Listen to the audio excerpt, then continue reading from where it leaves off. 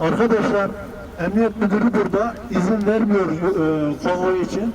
Şimdi herkes yavaş yavaş çıksın, kağıt fabrikasının orada buluşalım. Kağıt fabrikasının orada, o uzun yolda konvoy olarak orada buluşup orada hareket edeceğiz.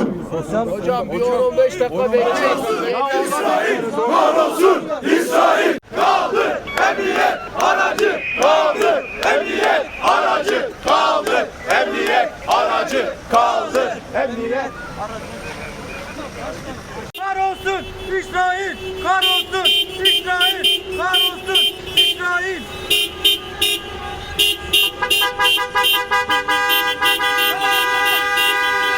Allahu Ekber!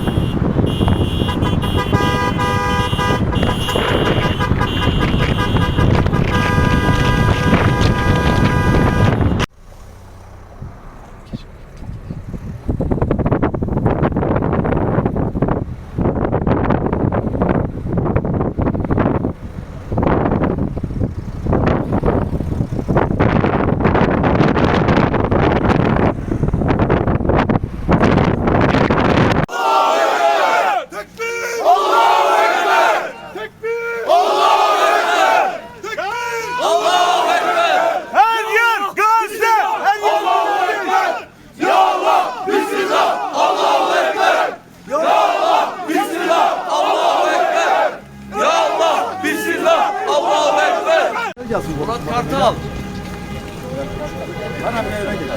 Burada İrfan. Ahmet.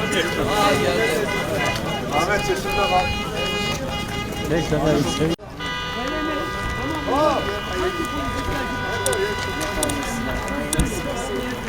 Tamam.